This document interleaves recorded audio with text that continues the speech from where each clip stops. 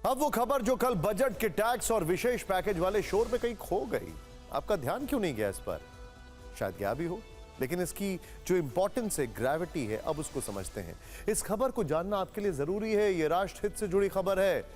हम बात कर रहे हैं बजट के उस ऐलान की जिसमें भारत के उज्जवल भविष्य की कुंजी है, जिसमें देश के गंभीर ऊर्जा संकट का समाधान है। इसका स्वरूप कुछ ऐसा ही होगा जैसा आप इस वक्त टीवी स्क्रीन पर देख रहे हैं। क्या है ये? बड़ा खूबसूरत है। वॉरशिप तो नहीं, लेकिन है क्या? देखने में ये आपको समंदर में तैरता बड़ा सा जहाज लग रहा होगा, लेकिन ये रूस के तैरते परमाणु प्लांट की तस्वीर है। भारत में भी कुछ ऐसा ही परमाणु प्लांट बनाने की तैयारी हो रही है। कल पेश हुए आम बजट में वित्त मंत्री निर्मला सीतारमण ने इसका ऐलान कर दिया। वैसे इसकी प्रक्रिया हाल ही में पीएम मोदी के रूस दौरे के बाद से शुरू हो गई थी। अब ये एक कदम और आगे बढ़ गया है। बजट भाषण में वित्त मंत्री निर्मला सीतारमण ने कल कहा कि विकसित भारत में न्यूक्लियर एनर्जी अहम रोल निभाएगी। कल उन्होंने सरकार के 3 अहम फैसलों का जिक्र किया। उन्होंने कहा कि प्राइवेट कंपनियों के साथ मिलकर भारत स्मॉल मॉड्यूलर रिएक्टर बनाने को लेकर काम करेगा। रूस जैसे देश स्मॉल मॉड्यूलर न्यूक्लियर रिएक्टर की तकनीक भारत से शेयर कर रहे हैं। सरकार न्यूक्लियर एनर्जी के क्षेत्र में रिसर्च एंड डेवलपमेंट को बढ़ावा देने के लिए 1 लाख करोड़ रुपए खर्च करेगी। परमाणु ऊर्जा के जरिए ज्यादा से ज्यादा बिजली तैयार करने के लक्ष्य पर सरकार काम करेगी। आपको बता दें कि स्मॉल मॉड्यूलर रिएक्टर को ही सामान्य भाषा में फ्लोटिंग न्यूक्लियर पावर प्लांट भी कहा जाता है, क्योंकि इसे आसानी से एक से दूसरी जगह ले जाया जा सकता है, बिल्कुल किसी बड़े जहाज की तरह। आपको रूस के तैरते पावर प्लांट के उदाहरण से समझाते हैं कि भारत का परमाणु ऊर्जा वाला भविष्य कैसा हो सकता है। रूस लोमोनोसोव शहर में स्थित तैरते हुए परमाणु प्लांट का परिचय हम आपको करवाने की कोशिश करते हैं। देखिए, ये एक फ्लोटिंग पावर प्लांट है और फ्लोट करना ही इसकी एक बहुत बड़ी स्ट्रेंथ है, क्योंकि इसमें कॉस्ट इफेक्टिवनेस है, क्योंकि इसमें मोबिलिटी है और क्योंकि इसमें एफिशिएंसी है। इसकी लंबाई 140 मीटर, चौड़ाई 30 मीटर, ऊंचाई 10 मीटर। इसे रूस की कंपनी रोसाटॉम ने तैयार किया। Excuse me.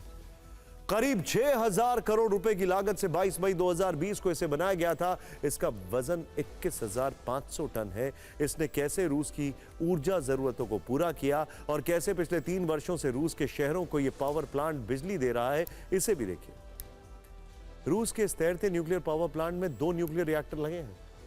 दोनों न्यूक्लियर रिएक्टर 300 मेगावाट तक बिजली पैदा करते हैं।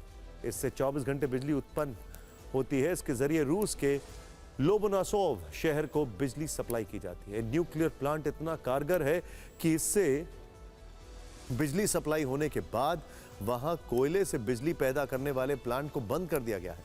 जरा सोचिए, काम भारत में हो जाए तो हजारों वॉट की खुशियां फैल जाएंगी। पावर कट और प्रदूषण दोनों का काम तमाम हो जाएगा। भारत में तैरता हुआ न्यूक्लियर पावर प्लांट कैसे ऊर्जा के क्षेत्र में गेम चेंजर साबित हो सकता है, बढ़ती बिजली की डिमांड के बीच वरदान साबित हो सकता है, यह भी देखते हैं। भारत में जिस न्यूक्लियर रिएक्टर को बनाने का ऐलान किया गया है, उसे बनाने की लागत बड़े न्यूक्लियर रिएक्टर से करीब 8 गुना कम है।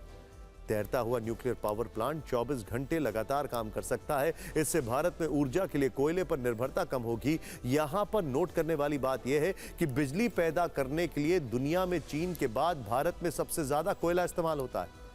कोयले वाले रिएक्टर की तुलना में तैरता हुआ न्यूक्लियर प्लांट 90% कम कार्बन पैदा करता है। थर्मल पावर प्लांट की तुलना में 90% कम जमीन का उपयोग करता है और 70% कम पानी का उपयोग करता है। एक रिपोर्ट के मुताबिक साल 2050 तक भारत में बिजली की मांग 80 से 150% तक बढ़ने का अनुमान है। ऐसी स्थिति में इस तरह के पावर प्लांट बिजली आपूर्ति का नया और हाईटेक जरिया बन सकते हैं। आपको बता दें कि भारत के सबसे दक्षिणी हिस्से अंडमान निकोबार द्वीप समूह के द्वीपों में थर्मल पावर प्लांट में बिजली उत्पादन होता है। वहां 95% बिजली डीजल की मदद से बनाई जाती है। वहां 42 पावर स्टेशन है और कुल 81,000 ग्राहक हैं। इन द्वीपों तक ईंधन और उपकरण पहुंचाना महंगा होता है। प्राकृतिक आपदाओं और तूफान की स्थिति में वहां बिजली सप्लाई का सिस्टम ठप हो जाता है। इन जगहों पर बिजली के लिए इस तरह के पावर प्लांट काफी मददगार साबित हो